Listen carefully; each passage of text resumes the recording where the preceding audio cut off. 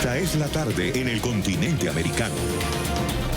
Cuando anochece en Europa y amanece en Asia, así cae la tarde en el continente americano y transcurre la noche y el amanecer en el resto del mundo. La tarde. Hola, bienvenidos a la tarde de NTN 24, el canal de las Américas. Soy Idania Chirinos. Como siempre, un gusto y un compromiso acompañarles. Comenzamos nueva arbitrariedad del régimen de Nicolás Maduro contra la Asamblea Nacional. Hoy, 5 de julio, cuando celebran los venezolanos 208 años de la firma del Acta de la Independencia, se impidió que los diputados ingresaran al Salón Elíptico del Palacio Federal Legislativo, donde reposa el documento que certificó la liberación venezolana del Imperio Español. El presidente interino Juan Guaidó, quien convocó a una marcha en esta importante fecha, aseguró que vendrán nuevas acciones para lograr la libertad para Venezuela, esta vez de un régimen opresor y violador de los derechos humanos. Oliver Fernández tiene el reporte en Caracas. Oliver. Hola, buenas tardes, Idania. Gracias por este contacto. Hoy, cuando se celebra un año más de la independencia de Venezuela, se realizó una sesión solemne en el Parlamento venezolano con diputados a la Asamblea Nacional, el presidente encargado de Venezuela, Juan Guaidó, y también algunos embajadores. El Salón Elíptico estuvo cerrado. El régimen de Nicolás Maduro no permitió la entrada ni de los embajadores ni de los diputados a la Asamblea Nacional. El presidente encargado de Venezuela, Juan Guaidó, reaccionó luego de esta sesión solemne. Veamos. Como ustedes saben, la militarización parcial del Palacio Federal Legislativo, como ustedes saben, una fecha civil, estuvo custodiada por mitad de nuestra acta de independencia, pero incluso esta lucha es por esos militares que hoy se torturan entre militares, pero que sabemos que vamos a recuperar, porque la mayoría de la Fuerza Armada reconoce a este Parlamento y está con la Constitución. El orador de orden de esta sesión solemne fue el rector de la Universidad Metropolitana, Benjamín Charifker. Dijo que es necesario reactivar la educación en Venezuela para que el país salga adelante. Me dirijo entonces a ustedes como rector universitario y como profesor e investigador en química para reiterar que nuestra primera prioridad para atender las ingentes necesidades de nuestra gente es recuperar la democracia y la institucionalidad.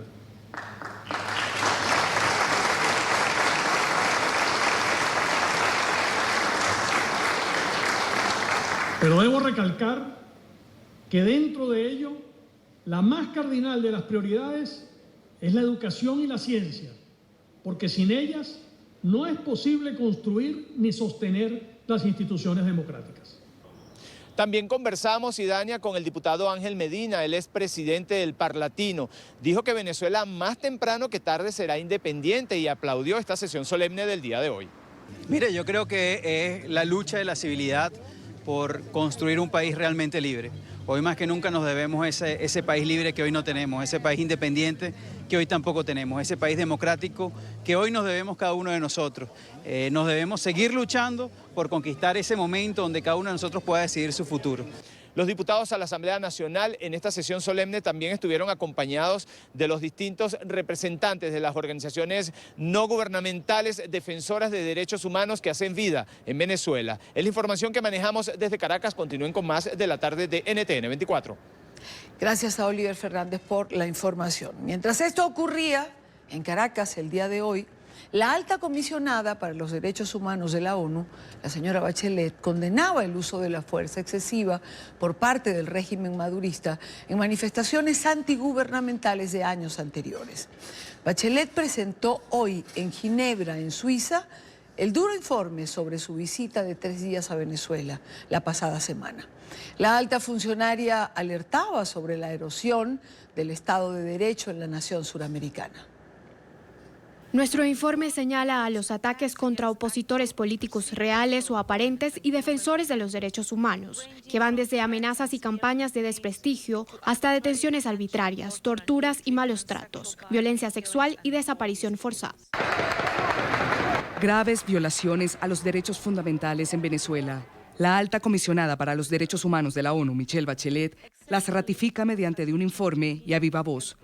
Bachelet condenó el uso de la fuerza excesiva por parte del régimen madurista contra la disidencia en pasadas manifestaciones antigubernamentales. También denunció persecuciones, desapariciones forzadas, ejecuciones extrajudiciales y violencia sexual en el país. Mi oficina también ha documentado el uso excesivo de la fuerza en el contexto de las operaciones de seguridad por parte de las Fuerzas de Acción Especial, con asesinatos múltiples, principalmente de hombres jóvenes. Muchos podrían constituir ejecuciones extrajudiciales y deberían investigarse a fondo con la responsabilidad de los perpetradores.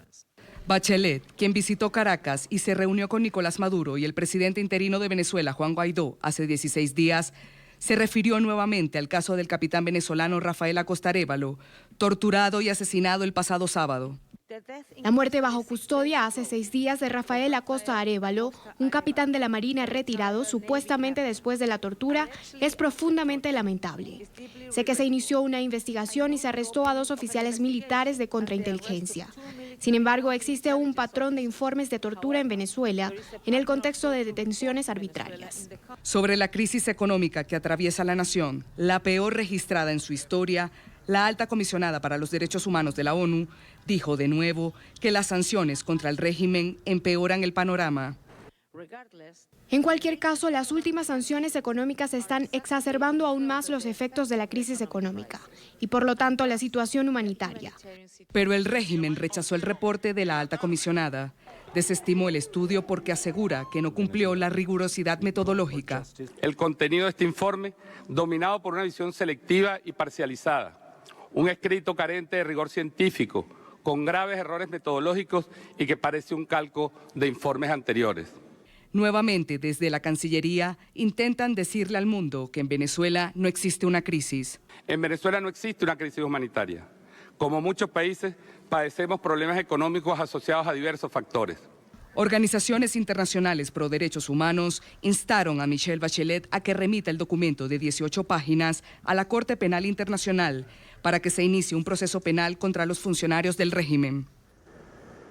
A esta hora nos acompaña Tamara Taracio, que ella es investigadora senior para las Américas de Human Rights Watch. Tamara, buena tarde, gracias por acompañarnos. Buenas tardes, Idania. Evidentemente el informe, la presentación oficial del informe era algo que esperábamos después de haberlo leído el día de ayer, por lo menos lo que se ha publicado. Bachelet identifica con claridad, habla de torturas, asesinatos extrajudiciales, manipulación políticas con las cajas CLAP que contienen alimentos, con el carné de la patria, entre otras cosas que menciona. ¿Cubrió las expectativas para Tamara Taraciú, por ejemplo, tan empapada de la realidad venezolana y que ha trabajado en varios informes en relación a la crisis? Irania, yo creo que este informe refleja los principales y gravísimos problemas de derechos humanos. Como decías, tiene información clara y contundente sobre las torturas, las ejecuciones extrajudiciales, toca el tema de la migración y los más de 4 millones de refugiados, habla de la crisis humanitaria, la falta de acceso a medicinas, a salud. Creo que es un buen reflejo de la realidad en Venezuela, que se ha hecho sobre la base de un trabajo muy duro que hicieron los miembros de su equipo durante los últimos meses.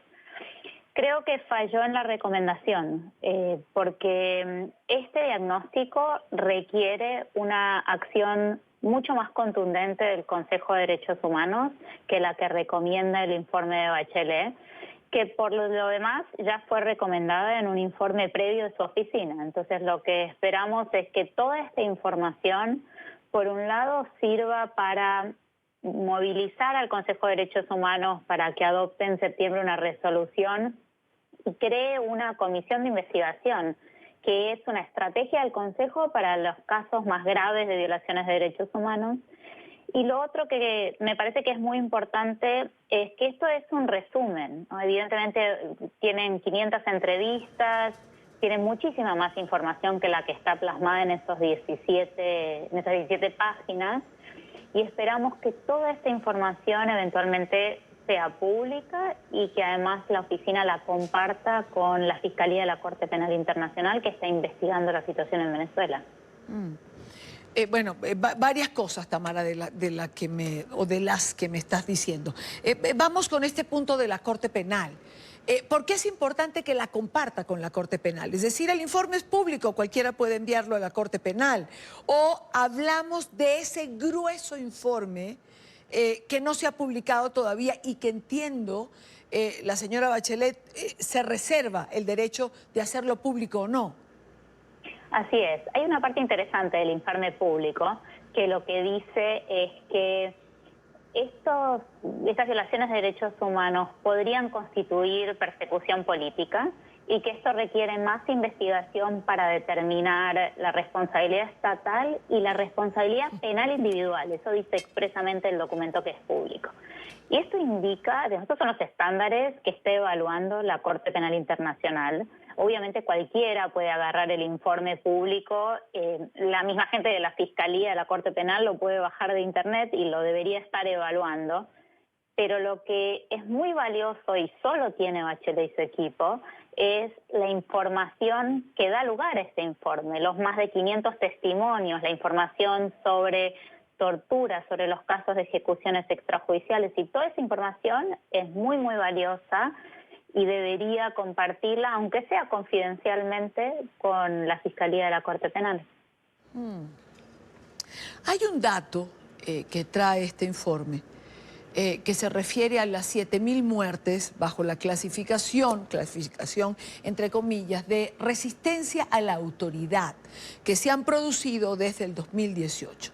Organizaciones como Human Rights Watch subrayan la importancia de esta clasificación. ¿Por qué, Tamara? Estos datos son muy importantes porque es la primera vez que estamos ante cifras oficiales. Si tú ves la nota al pie de esos datos que cita el informe, es información provista por el gobierno de Venezuela, por las autoridades venezolanas. Hasta ahora estuvimos tratando de descifrar de cuántos casos estamos hablando.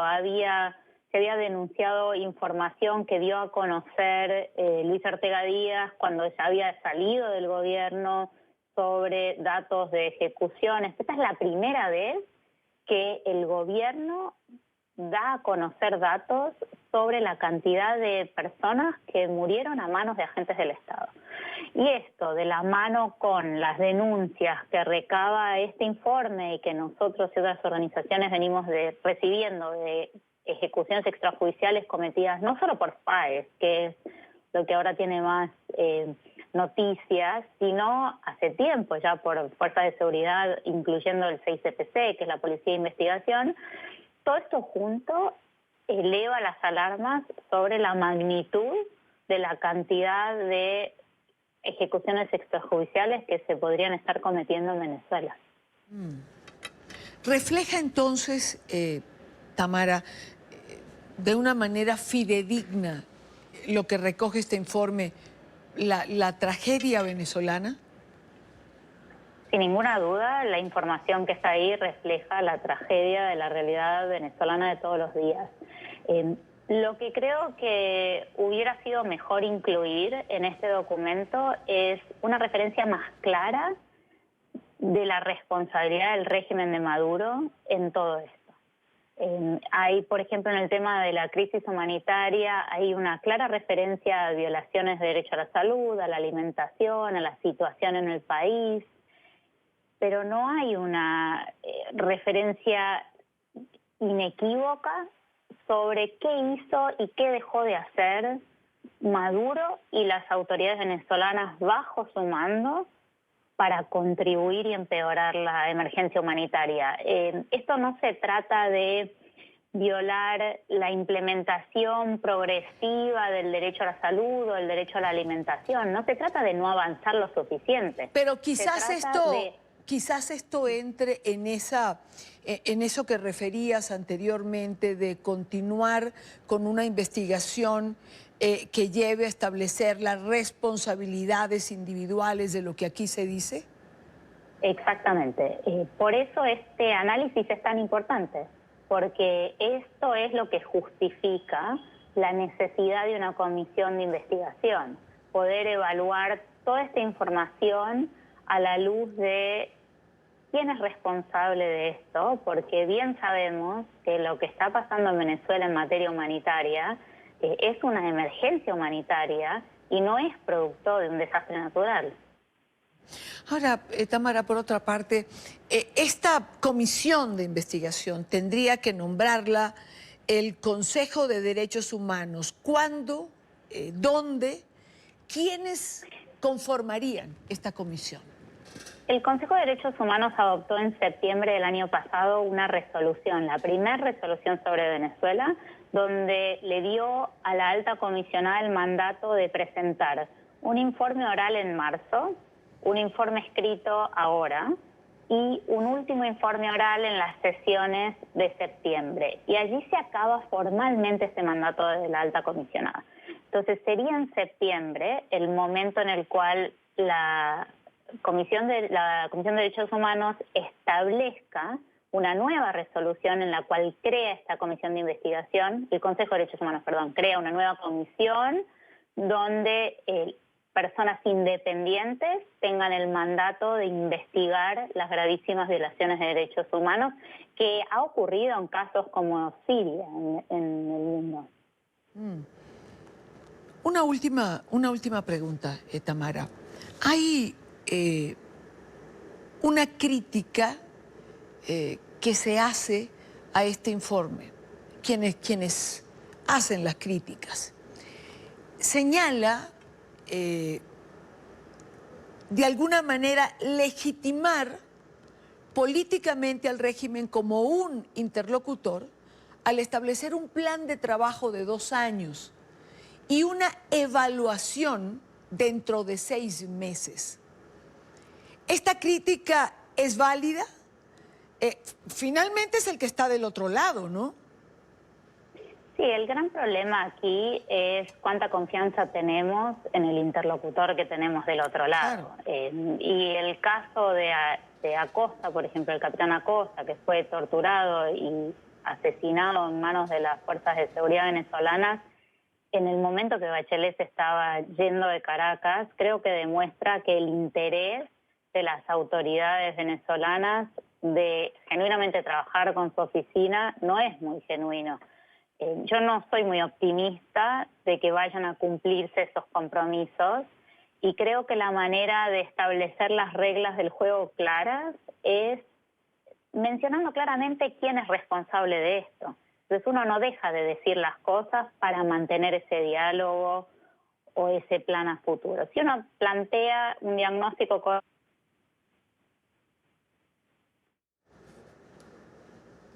No escucho a Tamara Tarasiuk, he perdido su audio. Conversamos con Tamara Tarasiuk, investigadora senior para las Américas de Human Rights Watch, y hacemos una evaluación desde su punto de vista de lo que trae este informe, de su contenido, de la importancia y de lo que aquí en adelante pueda suceder o esté pautado en la hoja de ruta. ¿La tenemos? Lamentablemente perdí el audio, Tamara. ¿Decías? Yo lo que estaba diciendo es que me parece que es difícil confiar en las intenciones de las autoridades venezolanas y que el caso del capitán Acosta, que fue torturado hasta matarlo, sí, días, en los momentos que Bachelet se estaba yendo de Caracas, demuestran que el interés no es muy genuino.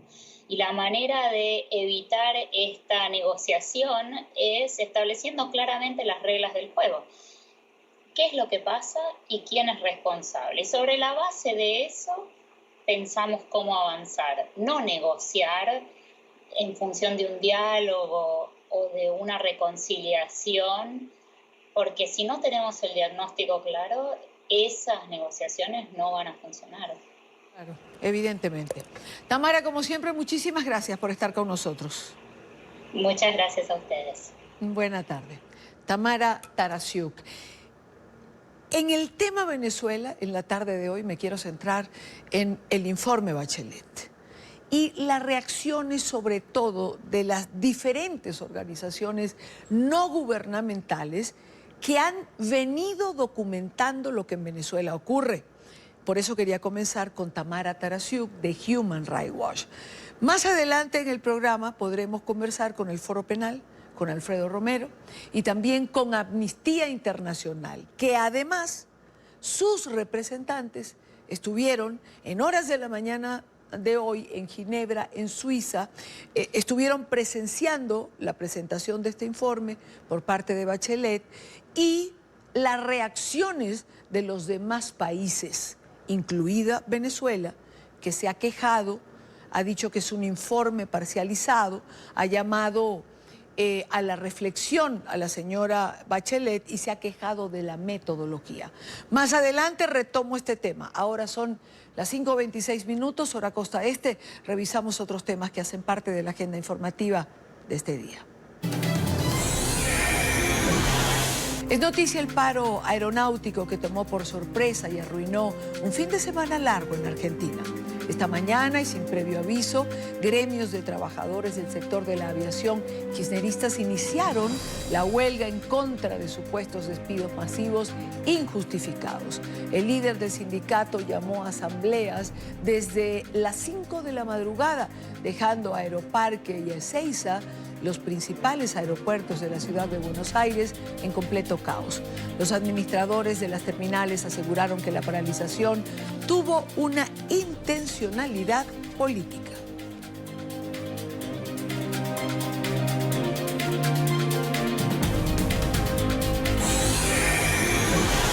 Es noticia Honduras, donde cerca de 27 familias viven el duelo de haber perdido a sus seres queridos en el naufragio de una embarcación pesquera en la costa oriental del país.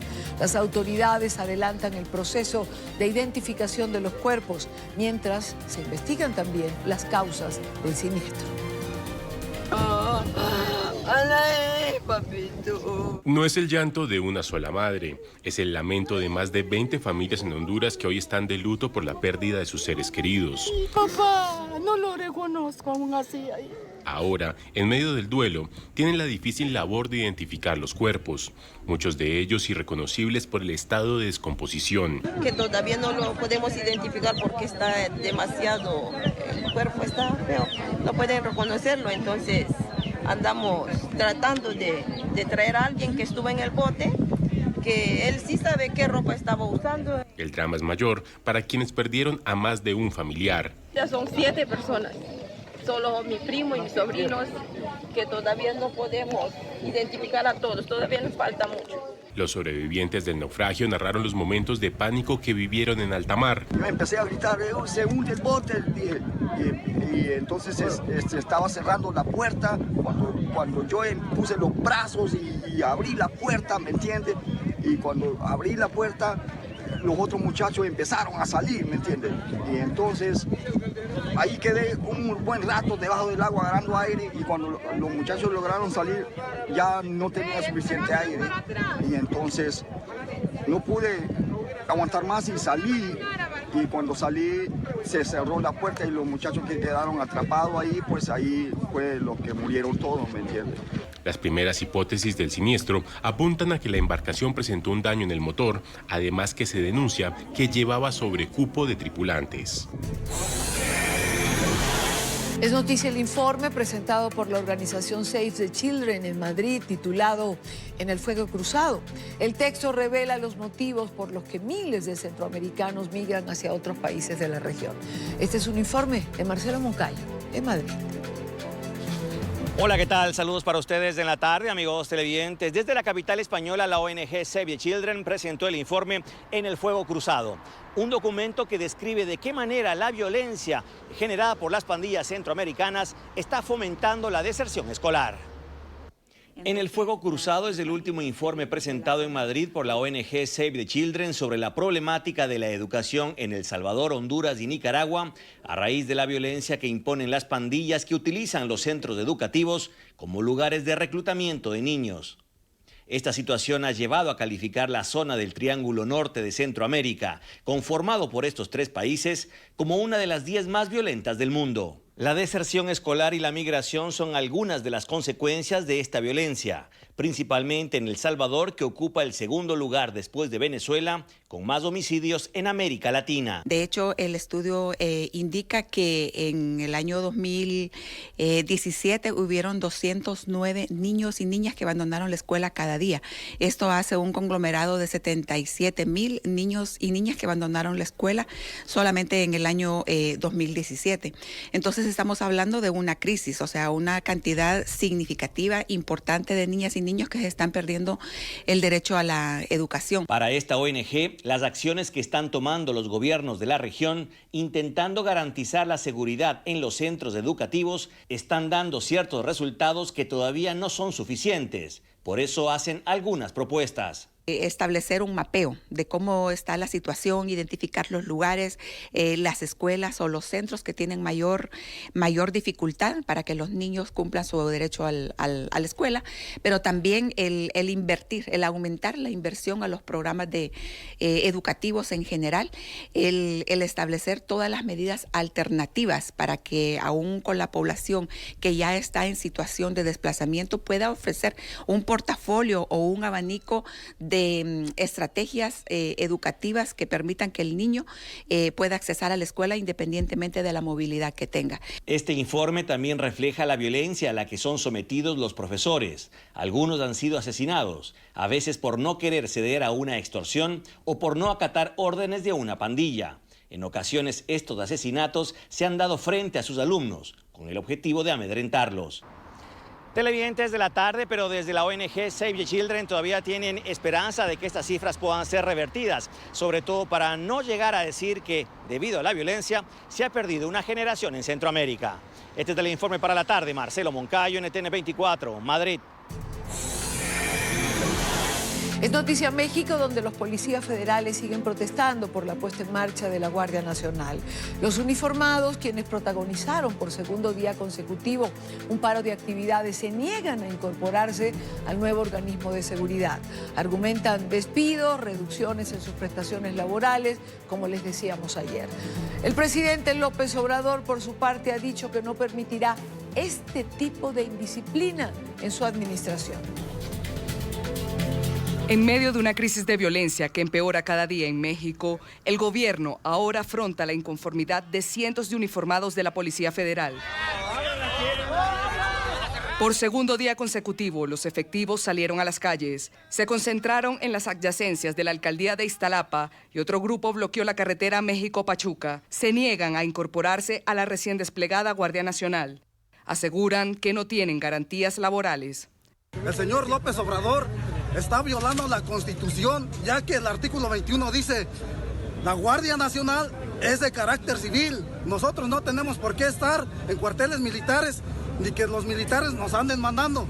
El gobierno asegura que la oposición está detrás de esta manifestación. Ha sido aprovechado por críticos sistemáticos del gobierno y también por grupos de interés ligados a la corrupción. No es casual que hace unos momentos uno de los propios representantes de los inconformes de la Policía Federal solicitara que Felipe Calderón fuera nada menos que su representante sindical. El presidente Andrés Manuel López Obrador advirtió que no permitirá insubordinaciones en su administración. No hay despidos porque no se están quitando salarios, prestaciones, continúa la misma situación que prevalecía, el ingreso a la Guardia Nacional es voluntario. Los opositores a López Obrador argumentan que las fuerzas castrenses no tienen la preparación suficiente sobre el respeto a los derechos humanos que requieren los responsables de la seguridad pública. Pero el presidente ha asegurado que los elementos del ejército han sido capacitados en esta materia. La Guardia Nacional comenzó a operar oficialmente el pasado domingo y su primera misión es contener la migración de indocumentados en la frontera sur con Guatemala, con 6,000 elementos y 15,000 más en la frontera norte con Estados Unidos. El presidente López Obrador habló de manos negras detrás de la protesta. Insinuó que quien alienta las manifestaciones de los uniformados es el expresidente Felipe Calderón. El exmandatario respondió. A propósito de los calificativos, señor presidente, nuevamente le pido, con todo respeto, que deje de descalificarnos con calificativos a quienes no pensamos como usted.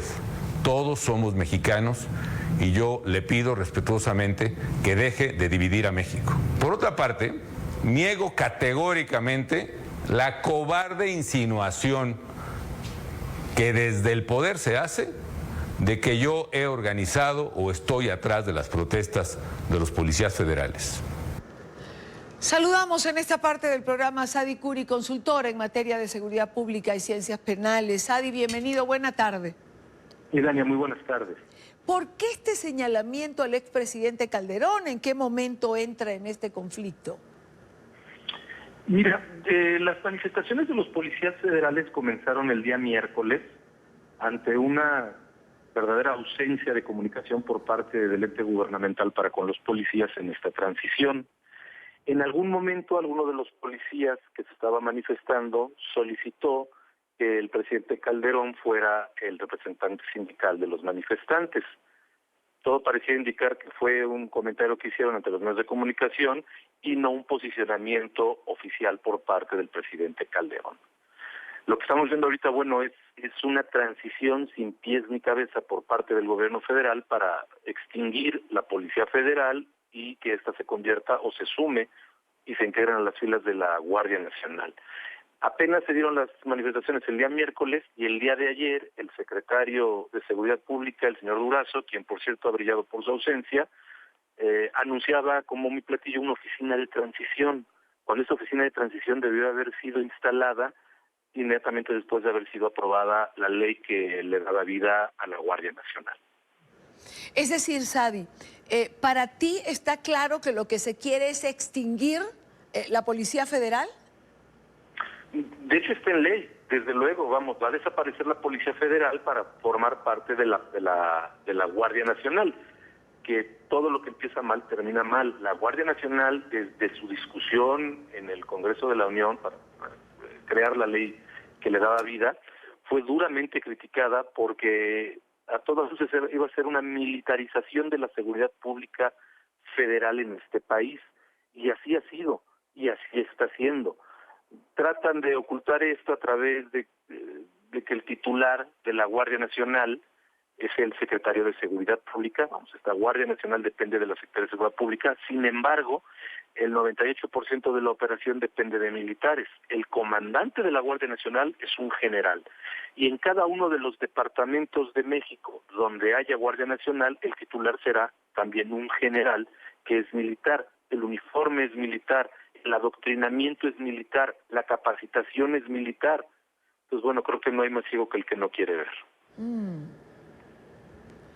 Si la idea original era desaparecer la Policía Federal para darle fuerza a la Guardia Nacional o traspasar el personal, y esta pregunta la hacía igualmente en el programa de ayer, ¿para qué el cambio de nombre?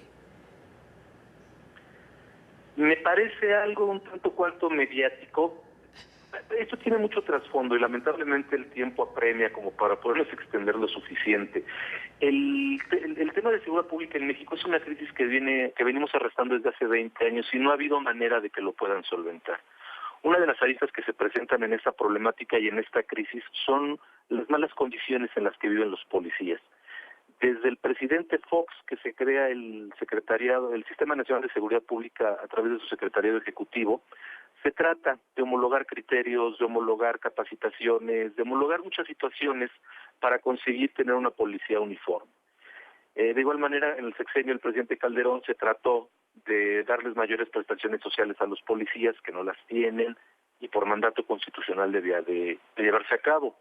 Ahora en el sexenio del señor López Calderón, lo que se trata es de crear una Guardia Nacional para tener una policía homologada. Tampoco lo han conseguido. Creo que ha sido una serie de tropiezos uno tras otro desde su discusión en el Congreso hasta su anuncio con bombo y platillos el domingo pasado. Lo lógico, como bien dices, era que la Policía Federal se incorporara a la Guardia Nacional y engrosara las filas con policías que sí tienen esta formación, policías que son civiles. Sin embargo, ante una ausencia de canales de comunicación entre el gobierno y los integrantes de la policía, desencadenó en estas manifestaciones. Sadi, este es un tema que hemos conversado en otras oportunidades. Lo hicimos desde la campaña electoral, esa que llevó a López Obrador a ocupar la presidencia.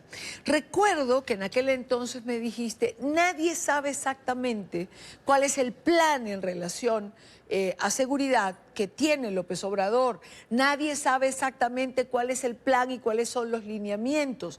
Pregunto, a estas alturas, ¿México sigue sin saber cuál es ese plan exactamente? Porque los policías se quejan de que nadie les dijo nada, de que nadie les dio claridad, de que no se sabe exactamente cuál era el plan que iba a implementar. El expresidente Calderón lo escuchaba esta mañana diciendo, nadie sabe exactamente qué es lo que se va a hacer. No hay claridad por parte del gobierno en relación a este, que además es el tema más importante para los mexicanos. No hay claridad y para nosotros, yo creo que para ellos tampoco. Mira, uno de los argumentos de campaña del presidente López Obrador era que iba a retirar al ejército de las calles. Fue un argumento de campaña que le valió muchos votos, muchos miles de votos. Posteriormente, ya como presidente, en un programa periodístico aquí en México, el periodista Joaquín López Dóriga le cuestionaba que por qué había dicho que iba a sacar el ejército de las calles y ahora lo que estaba haciendo era militar a la policía, y su respuesta fue categórica del presidente López Obrador, que él jamás había hecho esa declaración. Incluso increpa al periodista López Dóriga y le dice, si encuentras una declaración mía en los medios, dice, no va a haber ninguna, absolutamente ninguna. Es un decir, desdecir y volver a decir. Vamos, creo que ese es un grave problema. ¿Por qué tampoco sabemos para dónde van las políticas públicas en materia de seguridad pública del presidente Andrés Manuel? Porque en seguridad pública, como en muchos otros cargos de su gabinete, están encabezados las secretarías por gente que no tiene la experiencia. En el caso específico del secretario de Seguridad Pública, es un hombre que no tiene ninguna formación ni tampoco experiencia en el tema de seguridad pública. Él nace en el mundo político porque fue secretario particular de quien fuera candidato del PRI para ocupar la presidencia de la República, Luis Donaldo Colosio Urreta, que fue asesinado en 1994, y de ahí su carrera política ha tenido altibajos. Pero si uno estudia su currículum, no ha ocupado ningún cargo que directa o indirectamente tenga que ver con temas de seguridad pública, y lo pone en la titularidad de una secretaría que está enfrentando una grave crisis. La comisaria que estuvo enfrentando estas manifestaciones de los policías federales es una mujer que tiene una carrera académica envidiable, tiene más de una docena de posgrados, maestrías, doctorados, todos relacionados con seguridad pública, pero nunca ha estado en lo operativo. Y la ponen a encabezar las negociaciones con policías. Al policía se le tiene que hablar de tú a tú con gente que tiene experiencia en el campo. Entonces todo esto crea un ambiente de incertidumbre, de no saber para dónde se dirigen, qué es lo que verdaderamente quieren, cuál es el rumbo de las políticas públicas en materia de seguridad pública en este país. Bueno, la cosa luce bastante complicada. Sadi, gracias por acompañarnos como siempre. Y Dani, al contrario, muy amable, muchas gracias. Muy buena tarde para ti. Sadi Curi, consultor en temas de seguridad. Analistas destacan el inédito discurso que ofreciese el presidente Donald Trump durante la celebración del Día de la Independencia en el Memorial de Abraham Lincoln. Aseguran que fue uno de los menos polarizados que ha dado durante todo su mandato. Sin embargo, hubo críticas por un error durante su alocución. Trump elogió al ejército revolucionario por haber tomado el control de los aeropuertos británicos en 1775, sin caer en cuenta que los viajes aéreos no ocurrieron en la Unión Americana sino hasta principios de la década de 1900. En Miami, Paula Serna tiene un reporte. Paula. Hola, ¿qué tal? Buenas tardes. Pues bien, a pesar de los temores de los críticos de que el presidente Donald Trump politizara su discurso del 4 de julio, pese a algunos intentos del mandatario por atribuir los logros que ha tenido Estados Unidos a su administración. Pues se trató mayoritariamente de un discurso patriótico en el que Donald Trump destacó la labor de las fuerzas militares, también hizo un llamado a que los jóvenes participen e integren estas fuerzas militares, habló también sobre las misiones espaciales, asegurando que Estados Unidos llegará a Marte. Las grandes críticas que se le hicieron fueron que lo que él estaba haciendo era politizar algo que ya tenía décadas en las que un presidente no había ido, y donde era simplemente pues una celebración de la americanidad, si tú quieres. Y pues obviamente se pensaba que el discurso iba a ser el centro de esta campaña donde, en la que estamos, es la campaña por el 2020, ¿no? El discurso no fue absolutamente nada político. Sin embargo, hubo críticas sobre los errores históricos, particularmente en las fechas que tuvo el discurso del presidente Donald Trump el día de ayer. En junio de 1775, el Congreso Continental creó un ejército unificado de las fuerzas revolucionarias acampadas alrededor de Boston y Nueva York y nombradas en honor al gran George Washington, comandante en jefe. El ejército continental sufrió un amargo invierno en Valley Forge, encontrando la gloria en todas las aguas del Delaware, y se apoderó de la victoria en Cornwallis, en Yorktown. Nuestro ejército tripuló el aire, las murallas, tomó los aeropuertos, hizo todo lo que tenía que hacer. Yo creo que le prepararon un discurso, ¿no? Y cuando al presidente Trump le preparan los discursos, él no es muy bueno en términos del delivery, ¿no? Per se, de cómo hace el discurso. Él es muy malo en la lectura de discursos. Y parece que hasta se confunde, ¿no? Porque o se confunde o los que le escribieron el discurso son muy malos historiadores. Hace cerca de 70 años, ningún presidente de los Estados Unidos daba un discurso en un 4 de julio desde Washington. El último presidente en realizarlo fue el presidente Truman, esto en 1951, en plena guerra con Corea. La información desde Miami, soy Paola Serna. Continúen con más desde nuestros estudios centrales. Muy buenas tardes. Gracias, Paola. Gracias por la información. Por otra parte, continúa la crisis migratoria. Un grupo de cubanos intentó entrar por la fuerza a los Estados Unidos. Esto provocó que la Guardia Fronteriza endureciera los controles en el puente Reynosa, en Hidalgo, que conecta a Tamaulipas con la ciudad de McAllen, en Texas. El hecho fue transmitido por la red social de Facebook. El informe es de nuestra cadena aliada, Telemundo 51 en Miami. Un nutrido grupo de migrantes cubanos intentó cruzar hacia los Estados Unidos. Es el momento, vamos. Vamos. El momento fue grabado y transmitido en vivo por la red social Facebook. No queremos golpe, vamos. De inmediato se registró una fuerte movilización de las autoridades por aire y por tierra para evitar que llegaran a suelo estadounidense.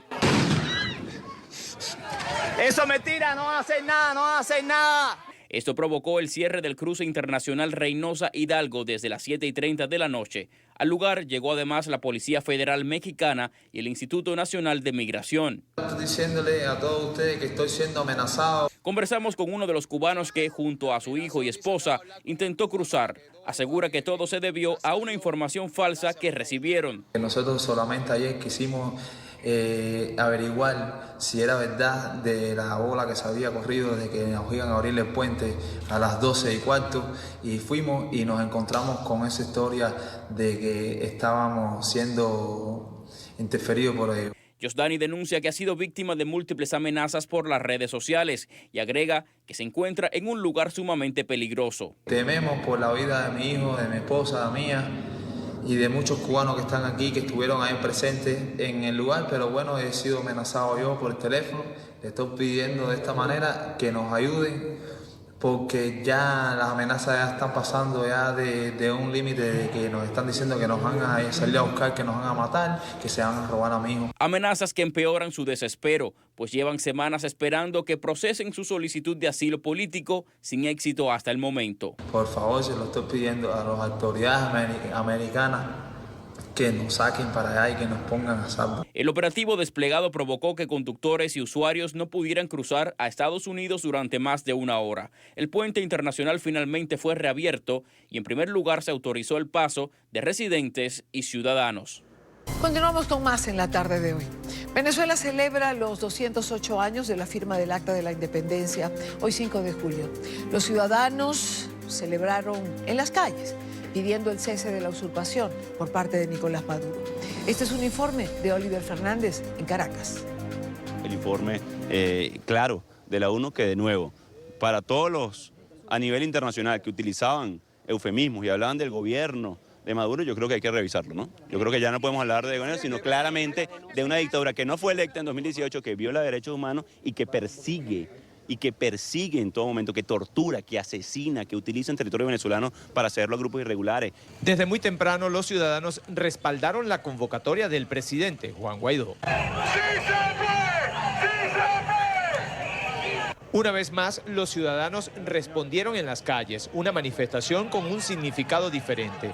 Basta de maltrato, basta de muertes, pidieron castigo para quienes han confiscado los derechos, para esos a los que no les importa matar para mantenerse en el poder. La esperanza es que la familia vuelva a casa.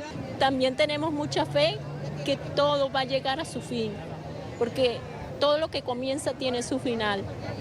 Y la justicia de Dios no olvida. A mí me tocó ver a mi sobrino casarse por Instagram, a través de fotos, y también estar aislada de la familia, porque se van tan pequeñitos que ellos se borran de la memoria a nosotros, nos borran. La tortura, la persecución y la violación de derechos indudablemente provocó una diáspora sin precedentes. Hoy quienes marchan son los padres de esos que se fueron, pero están convencidos de que volverán. La gente no se rinde. A despedir a nuestros hijos que se van para el extranjero. No hay una cosa que nos pegue más que la separación de nuestros seres queridos. ¿Cómo ha sido eso, despedir un hijo? ¿Qué significa eso? Puedes imaginar, todo lo siento, uno aquí en el corazón, uno siente que si nos volverán a ver con vida, o es la última vez que nos vamos a ver. Es demasiado triste, demasiado doloroso. No le puedo cortar las alas, porque ellos tienen que hacer su vida, porque sinceramente aquí con lo que estamos viviendo es imposible salir hacia adelante. El presidente encargado Juan Guaidó caminó con los ciudadanos. Dijo que dialogar no es sinónimo de tontos. En el terreno que sea se medirá con la dictadura de Nicolás Maduro. Y vean el resultado de ese informe. Les pido confianza en lo que estamos haciendo. Cuando hablamos del Grupo Internacional de Contacto que llega el lunes, Enrique Iglesias, enviado de Europa, aquí, y me perdonan la expresión bien coloquial, ¿ustedes piensan que yo soy pendejo? ¿Venezuela piensa que yo soy pendejo? ¿Ustedes creen que vamos a ir a cualquier espacio a enfrentar a la dictadura para que ganen tiempo? ¿Para que se burlen de nosotros? A todos los espacios que vamos es para enfrentarlos, es para arrebatar, es para lograr libertad, es para lograr espacios. Quienes tienen un familiar tras las rejas por pensar distinto también marcharon. La lucha es en la calle. Ya no se trata de tener esperanza, es que están convencidos de que el régimen debe salir. Que él tiene confianza, pero que él, su voluntad de lucha, espíritu de lucha por la Venezuela que él quiere, no se la van a quebrantar. Que si él tiene que seguir preso, él seguirá preso. Y yo tengo esperanza que mi hijo salga lo más pronto posible. Para los ciudadanos, el informe de la alta comisionada de la ONU para los Derechos Humanos fue demoledor. Una vez más, los venezolanos salieron a las calles, esta vez respondiendo al llamado del presidente encargado de Venezuela, Juan Guaidó. Aseguran que no van a permitir que se sigan violando los derechos humanos en Venezuela. Es la información que manejamos desde Caracas. Continúen con más de la tarde de NTN 24. Gracias a Oliver Fernández. Y a propósito del informe y de todo esto que tiene que ver con la violación de derechos humanos, quiero saludar a Alfredo Romero, abogado, activista de derechos humanos, director ejecutivo de la ONG Foro Penal. Alfredo, gracias por acompañarnos. Muchas gracias a ti, Dania, y saludos a todos. Comencemos por la información que señala la excarcelación de 20 personas y que tendrían que ver con la gestión de Michelle Bachelet en Venezuela. Esto ha comenzado a correr desde el día de ayer y hoy, además, se ha confirmado, por lo menos desde el gobierno. La pregunta es, ¿han sido escarceladas o no? Porque se nos dice, por un lado, que la jueza Fiuni se le ha dado libertad plena. Por otro, que lo que publica el TSJ no es lo suficientemente específico y los abogados le han pedido ser prudente y no declarar. Fíjate, vamos a hablar primero de las excarcelaciones y luego un poco de las causas de las excarcelaciones o las consecuencias, ¿no? Fíjate, en principio sí, el 3 de julio de esta semana pues fueron excarceladas 23 personas, estudiantes básicamente en el estado Lara, relacionados o que estaban presos por protestas del 30 de abril de este año. También, bueno, y esas 23 personas son a las que se refiere Bachelet en su informe o en su declaración, ya que era la que tenía conocimiento, incluso por información que nosotros dimos, antes de hacer su declaración. Ahora bien, al día siguiente, es decir, el día 4 de julio, ayer, fueron también excarceladas en el mismo estado Lara 13 personas más, estudiantes básicamente, de protestas del 1 de mayo, para un total entonces de 36 personas excarceladas. Ahora bien, primero, ¿es consecuencia eso la visita de Bachelet? No te lo podría afirmar. Que fueron posteriores a la visita de Bachelet, evidentemente. Pero también quiero decirte que todas las semanas, y eso lo decimos nosotros siempre, excarcelan presos políticos, pero también encarcelan nuevos. Y ahí es donde viene el punto importante.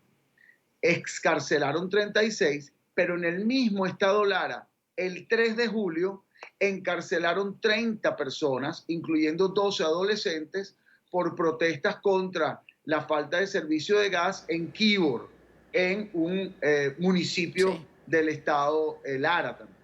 Entonces, y por el otro lado, entonces hablemos del caso María Lourdes Afiuni. María Lourdes Afiuni primero no estaba presa, por lo tanto no podemos hablar de excarcelación como tal. María Lourdes Afiuni estaba excarcelada, pero con medidas restrictivas a su libertad. Desde ayer estamos hablando incluso con la familia, con ella, y teníamos la información de que había alguna decisión al respecto. Ahora nos estamos enterando, pareciera, que ciertamente hubo una decisión que, repito, no es libertad ni excarcelación, porque ya estaba excarcelada.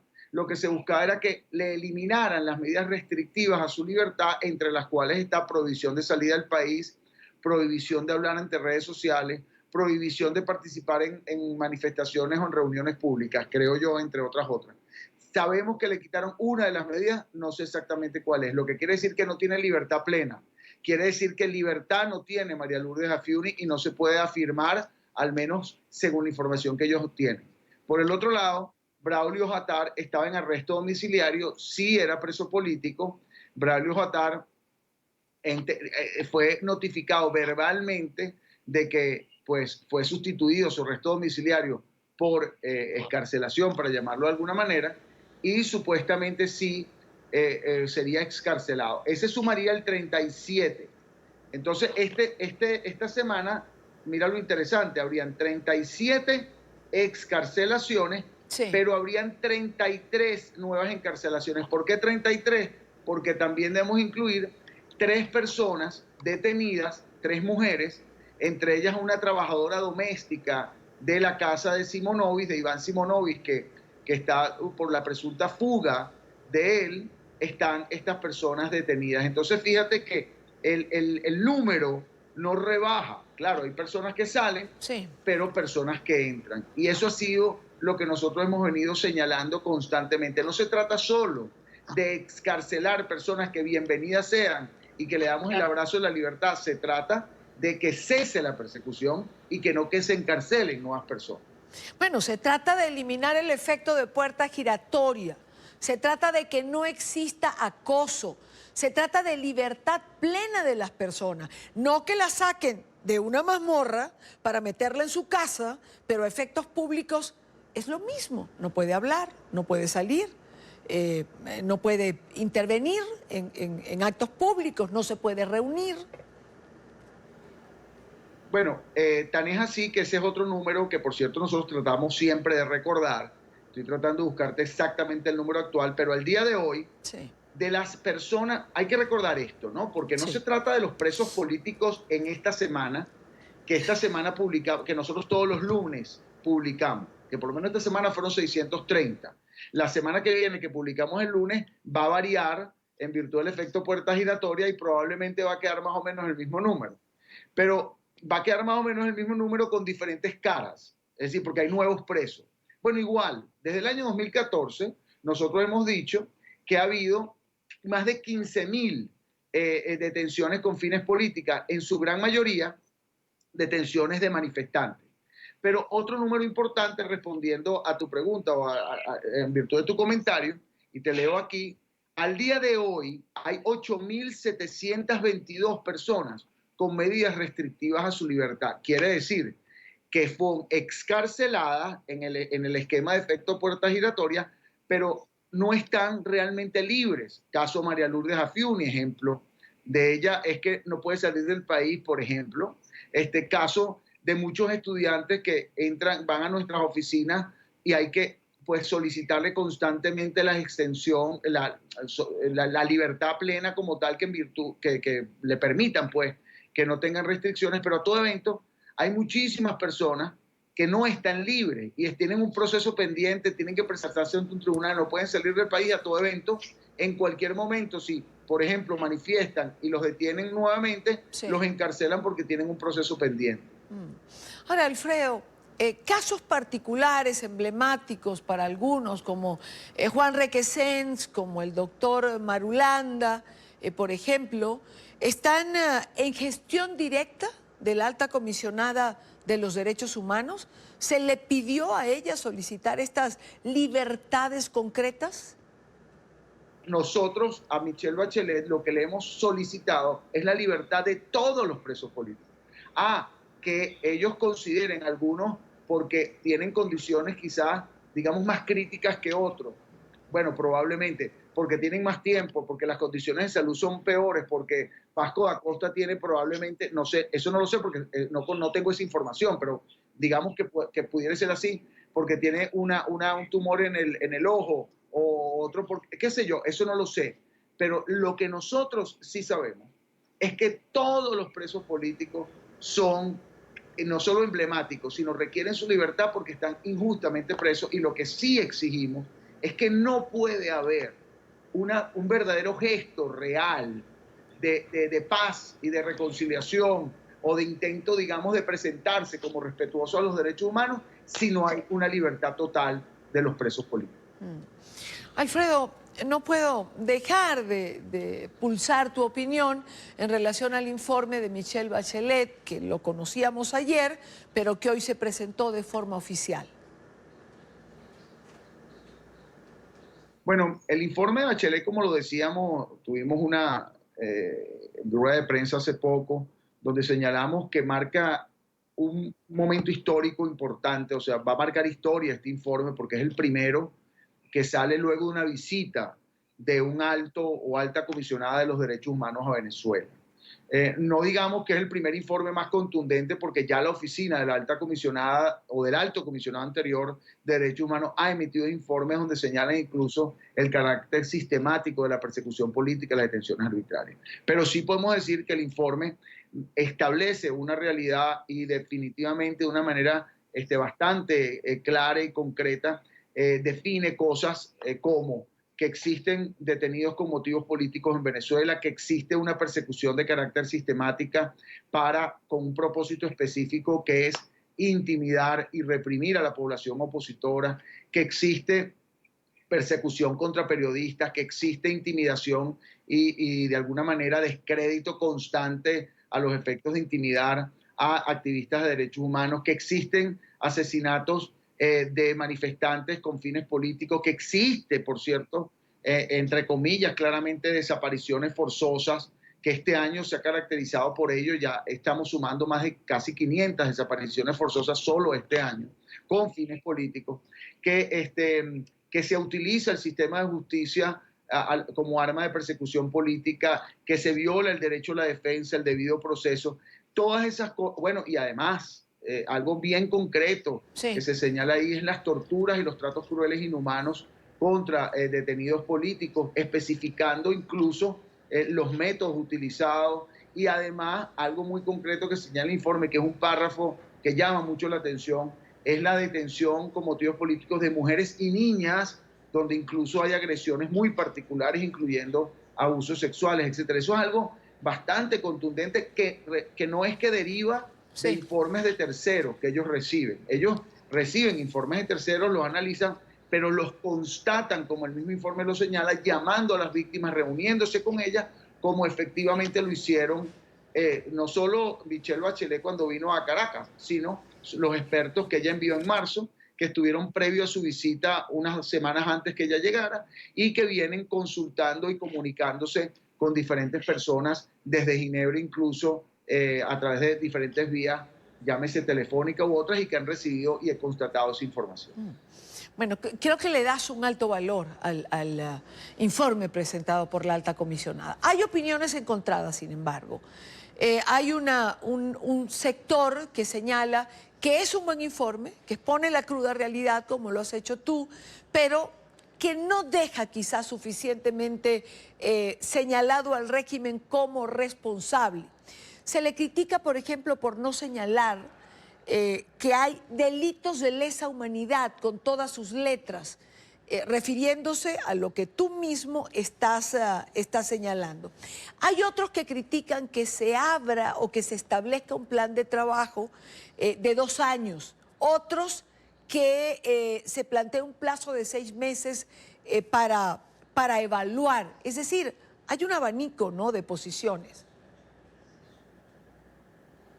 Bueno, en relación con que no defina crimen de lesa humanidad, entre comillas, me parece eso algo relevante, tomando en cuenta que con la estructuración de las palabras del informe y el conocimiento jurídico del Estatuto de Roma, solo utilizar lo que ella señala ahí ya define claramente que hay crímenes de lesa humanidad. El crimen de lesa humanidad no lo califica Michelle Bachelet. El crimen de lesa humanidad lo define el Tribunal Penal Internacional de La Haya y en cualquier caso lo debe así identificar inicialmente la Fiscalía del Tribunal Penal Internacional. Pero los hechos y las circunstancias que van a servir para definir eso están, por ejemplo, en ese informe. Otro punto importante, ese informe no es un informe, porque creo que hay una confusión allí. Eso es un resumen limitado a 8.500 palabras, que era lo que se podía, a 17 páginas. Quiere decir que hay un informe completo, que es el que nosotros sí hemos exigido que sea publicado para poder precisamente utilizarlo con fines jurídicos. Eso yo creo que debe ser el enfoque. Si hay alguna crítica, debe ser que se publique el informe completo para poderlo entonces utilizar en diferentes instituciones internacionales y nacionales para que se haga justicia. Yo creo que ahí es donde está el punto importante. Por otro lado, tú hablas de que se cree un grupo de investigación y que se investiguen las torturas, etc. Bueno, pero ¿qué le quieren pedir a Bachelet, a la oficina de la alta comisionada? Que las instituciones internacionales no son efectivas, sino más bien efectistas en muchos casos. Bueno, eso se ha discutido en el mundo entero. Que las decisiones de los organismos internacionales no son vinculantes para los países, también es cierto. Eso se ha discutido en el mundo entero. Eso es la gran discusión sobre la efectividad real del derecho internacional o no. Y eso lo discuten en todas las universidades, etc. El derecho internacional está hecho para los países que cumplen con las leyes. El derecho internacional está hecho para los países que creen en el respeto a los derechos humanos. Entonces, ¿qué opción tiene la alta comisionada de derechos humanos? Tiene que buscar alternativas, canales dentro de las potestades o facultades que ella tiene. El crear un grupo de investigación, como se requirió, por ejemplo, por diferentes países en la reunión del Consejo de Derechos Humanos, creo que es algo importante. El enviar delegados y que le permitan es algo importante. El que los delegados se entrevisten con víctimas, vayan a las cárceles es importante. Y que se evalúen los casos de tortura para identificarlos y para, de alguna manera, entenderlos y que el gobierno sepa que los están viendo y escuchando. Bueno, creo que es importante. Ahora, pretender que la solución del problema venezolano está político, social, económico, está en las manos de Bachelet, creo que es un gran error y una gran ingenuidad, si acaso lo podemos llamar así. Alfredo Romero, gracias, Alfredo, por acompañarnos como siempre. Muchas gracias a ti y Dania, siempre la orden.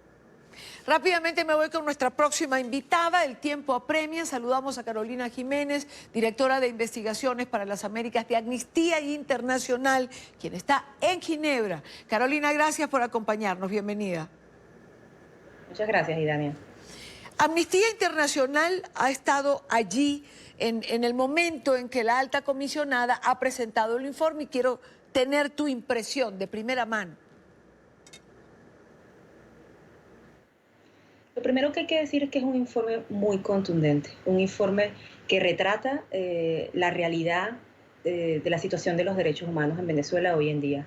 Es un informe que por una parte condena enérgicamente las violaciones de derechos civiles y políticos que se han cometido en los últimos años, en especial da cuenta de las ejecuciones extrajudiciales, de las detenciones arbitrarias, de la tortura que viven las personas que son detenidas en Venezuela, sobre todo aquellas que son detenidas por motivos políticos, pero también hace una radiografía de lo que ha sido las violaciones de los derechos económicos, sociales y culturales, en especial aquellos relativos al derecho a la salud y a la alimentación, y responsabiliza al Estado venezolano por no haber a tiempo atendido la crisis, porque tenía una respuesta sistemática de negación cuando la crisis comenzó y aún hoy en día la mantiene hasta cierta manera, y esa falta de atención a la crisis es lo que en última instancia logró que esa crisis se profundizara. Entonces, ver cómo en este informe la alta comisionada ha tocado diferentes temas, ha condenado las violaciones que se están cometiendo y ha dicho de una manera, insisto, muy clara,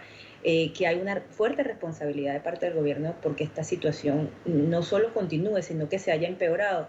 Es una buena noticia para quienes por años hemos estado diciendo que en Venezuela se vive una grave crisis de derechos humanos que continúa y que lamentablemente no ha encontrado solución justamente por la negativa del gobierno venezolano a aceptar que existe.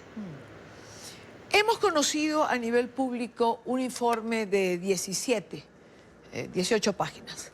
Entiendo que esto es una síntesis de un informe completo y hay ONG como el Foro Penal, por ejemplo, que lo conversaba con Alfredo Romero, que le piden a la alta comisionada que se publique el informe completo. ¿Crees que esto es posible? Bueno, hay que recordar que este informe se basa en casi 600 entrevistas, ¿no? Y que la oficina de la alta comisionada ya había presentado 2 informes anteriores. Nosotros estamos hablando de un equipo técnico con muchísima, que ha podido recolectar mucha información, que tiene años trabajando en el tema. Entonces, por supuesto, la cantidad de información que ellos han podido coleccionar, documentar, implica que justamente puede existir muchísimo material para un informe más amplio, y de ser así, obviamente nos gustaría conocer el contenido completo de ese informe más amplio. Y no solo por un tema de denuncia, ¿no? También es porque cuando los informes sobre la situación de derechos humanos de un país contienen mucha información, son instrumentos para poder promover el derecho a la verdad. O sea, ¿qué le pasó a una víctima? ¿Quiénes son los responsables de esas violaciones que esa víctima sufrió? ¿Dónde están las cadenas de mando, etcétera? Entonces, los informes ampliados son instrumentos, insisto, sumamente importantes para que las víctimas conozcan la verdad y por lo tanto puedan luego exigir reparación.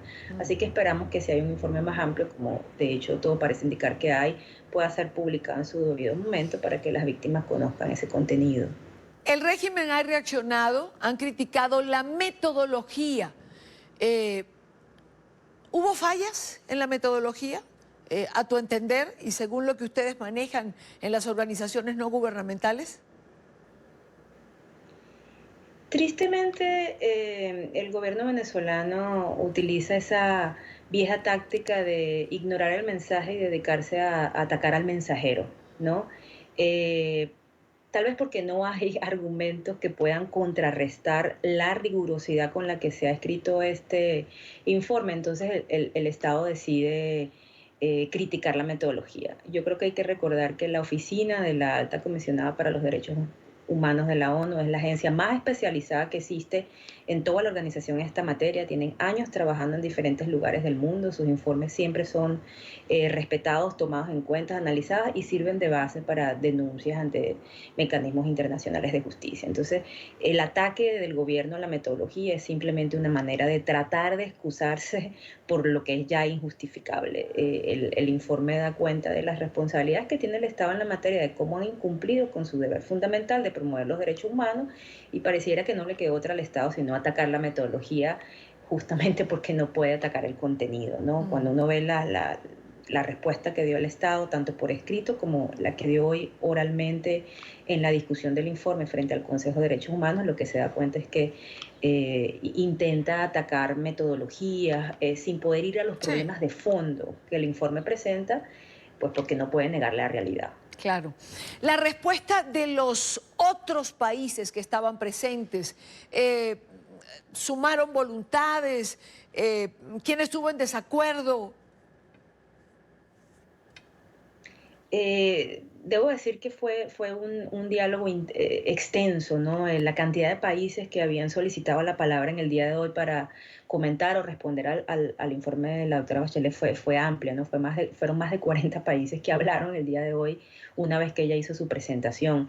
En general, creo que hay que decir que la gran mayoría de los países presentes respaldaron ampliamente las conclusiones del informe, y estamos hablando de países de Asia, de países de Europa y por supuesto países de América Latina. O sea, básicamente todos los continentes, incluyendo Australia, todos los continentes, países de diferentes continentes del mundo se sumaron a las preocupaciones expresadas por la alta comisionada y apoyaron las conclusiones del informe. Algunos países como Nicaragua, Cuba, que pues se les conoce como aliados de Venezuela, Bielorrusia, criticaron el contenido, pero nuevamente no logran hacer una crítica basada en una discusión de los hallazgos y de lo que la oficina documentó, sino que se basan más en como una discusión política muy poco consistente con la realidad, y creo que lo que hoy se vio fue una denuncia, una condena relativamente bastante generalizada en contra de lo que sucede en Venezuela y además un llamado a que se apoyen las conclusiones del informe de la alta comisionada. Quiero agradecer a Carolina Jiménez, directora de Investigación para las Américas de Amnistía Internacional. Gracias por acompañarnos, por hacernos testigo de alguna manera de lo que ocurría allí hoy en Ginebra. Gracias de verdad.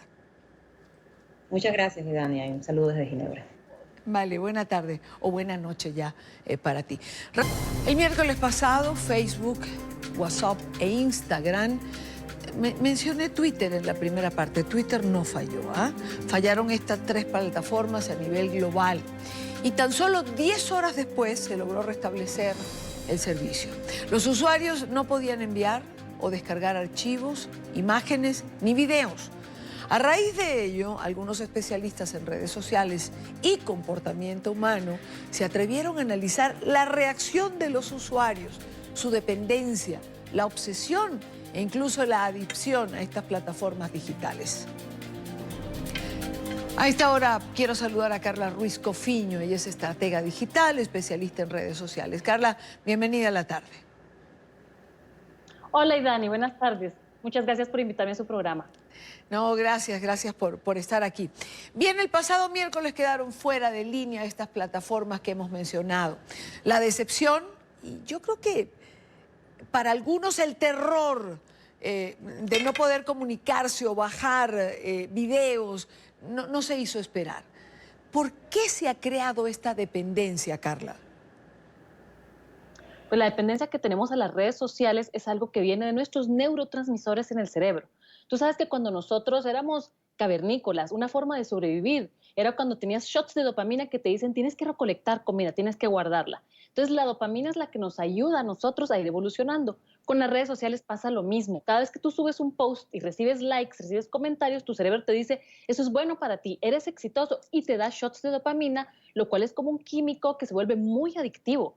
Entonces no es que la gente, uno dice a veces, ay, qué vacío, le encantan los likes, es adicción química que tenemos en el cerebro. ¿Y qué hacer, no? ¿Detox digital? ¿Desintoxicación? Es algo que pareciera que algunos proponen. ¿En qué consiste? Sí. Bueno, el detox digital es algo que ustedes hasta lo pueden buscar. En Google ustedes ponen detox digital y les van a salir muchas estrategias, hay muchos libros, hay mucha documentación al respecto y son todos los pasos que tú deberías seguir para empezar poquito a poquito. Primero, el primer día es solo 15 minutos al día, quitar notificaciones, estar consciente cada vez que tú dices, quiero ver Facebook, quiero ver Instagram, que seas tú el que decide, no tu subconsciente que estás entre el tráfico y quieres ver rápido tu feed. Entonces, empezar por estar más conscientes de en qué momento nos conectamos y para qué. Y entonces el detox digital lo que te hace es llevarte poquito a poquito a ser capaz de pasar un día y estar más contento, más pleno, en ese momento hacer más negocios o tener más relación con tu familia. Ahora, Carla, vivir un día sin redes sociales, ¿mejoraría la forma en que las personas perciben la realidad? No, esto realmente cada vez se va volviendo más necesario. Vivir un día sin redes sociales, lo hubieras dicho hace un par de años y la gente hubiera dicho, estás loca, mi negocio depende de eso. Lo que pasó con WhatsApp, la gente estaba paralizado, o sea, hubieron negocios que se cayeron, lo necesitamos. Entonces, ahorita se está volviendo parte de lo que se llama digital health o salud digital, en la que nosotros nos tenemos que entrenar a saber cómo desconectarnos. Y, por supuesto, tenemos que empezar haciendo un digital detox, que es exactamente empezar. Se empieza más pequeño que un día, porque un día es así como que yo te dijera, una persona que tiene alcoholismo, no la puedes de una vez tirar a dejarla internada, sino que se empieza paso a paso. Entonces hay diferentes cosas que puedes ir haciendo para poder llegar a hacer tu digital detox y que un día sin redes a la semana es algo que tú deberías de hacer por tu salud digital. Bueno, hay que entrenarse en eso, ¿ah? Carla, háblanos de los efectos físicos que una persona puede padecer al no tener por algunas horas redes sociales. Por ejemplo, ¿qué es el ciberbullying silencioso? Exactamente. Y eso es cuando tú ya tienes, cuando hablamos del cuerpo y de cómo funcionamos, es lo que tú ya tienes, que a veces es como una neurosis, como una depresión avanzada y vamos teniendo estos comportamientos. Entonces son cosas que se van dando muy poco a poco y esto empieza, sabes que a esto también se le llama el cyberbullying silencioso.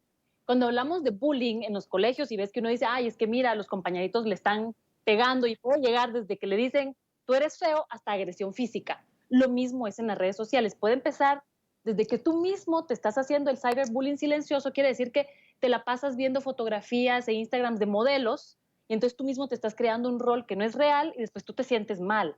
Y entonces hay muchas cosas que nosotros seguimos en las redes que a nosotros mismos nos hacen daño. Eso es lo que se llama el cyberbullying silencioso que nos hacemos nosotros mismos, que puede empezar desde sentirnos no soy lo suficiente, no soy lo suficientemente linda, no soy lo suficientemente exitosa, a terminar hasta que tú misma te haces daño y tienes estos ataques de neurosis. Ahora, después de lo que hemos conocido, ¿pudiera el mundo funcionar sin redes sociales? Definitivamente, y lo vas viendo, porque yo creo que nosotros ahorita todavía hablamos mucho de los millennials. Para los millennials es una necesidad, ellos nacieron y tienen otro comportamiento. Los centennials ya están naciendo con otras bases, ellos ya son ciudadanos digitales que se les ha enseñado a utilizar diferente y tú vas a ver que ahorita la nueva generación de jóvenes centennials, ellos no están conectados todo el tiempo. Esto es un poco como cuando yo te decía, mira, los millennials, ellos quieren comer saludable, ellos realmente les importa el cambio climático. Los millennials es muy difícil que los veas con una botella de plástico y hay ciertas cosas que tienen en su ADN. Los centennials ya no están conectados todo el tiempo, ellos ya no van a estar todo el tiempo siguiendo su Instagram, viendo su WhatsApp cada segundo y esta es la nueva tendencia. Dicen que the new luxury is offline. O sea, la gente que realmente puede darse el lujo de estar offline tranquila es la gente que es realmente la nueva millonaria. Bueno, creo que es saludable, ¿no? Dejar de tener esa dependencia absoluta. Además, un ataque de nervios, si el teléfono se va, si no lo encuentro, me lo llevaron, ¿dónde lo dejé? ¿Qué nos puedes decir para tomarnos un respiro tecnológico? Bueno, uno de los primeros consejos, número 1, apaguen todas las notificaciones del celular, absolutamente todas, ya sea de correo, hasta la bolita esa que te sale en WhatsApp, todo eso tiene que desaparecer y ustedes lo pueden hacer en los settings de sus celulares. O sea, ningún chat de WhatsApp debería tener volumen, todos tienen que estar apagados para que ustedes decidan en qué momento lo tienen que hacer. Paso número 2 es ponerse un horario para revisar correos y revisar WhatsApp. No es que te entró el WhatsApp y en ese momento lo tienes que revisar. Eso es una de las cosas principales. Lo otro, como lo había mencionado anteriormente, es quitar las aplicaciones que son más de entretenimiento y de distracción, como un Facebook, como un Instagram, como un YouTube, quitarlas del celular y utilizarlas solo en la computadora. Yo no les digo que cierren la cuenta, pero que cuando ustedes quieren entrar, que les sea como un poquito más difícil, ¿verdad? Que tenga uno que sentarse en el escritorio, en la compu, para poder verlo y no en el carro muy rápido en el celular. Carla Ruiz Cofiño, estratega digital, especialista en redes sociales. Carla, un gusto tenerte. Gracias por compartir con nosotros, bueno, todos estos sanos consejos que deberíamos de alguna manera aplicar. Y Dani, muchas gracias por el espacio. De verdad que este es un tema muy importante a tratar. Lo es, lo es. Volveremos a conversar en otra oportunidad porque hay mucha tela que cortar. Al final de la tarde, gracias por estar allí. Gracias, Juan Esteban. Gracias a ustedes. Nos vemos el lunes, Dios mediante. Carlos Alberto no es Figueroa. Figueroa está con nosotros en producción. Carlos Eduardo Sánchez les acompaña el fin de semana, en la tarde de fin de semana. Gracias por estar allí. Tengan todos el mejor fin de semana posible. Termina la tarde, comienza la noche. Quédense con nosotros.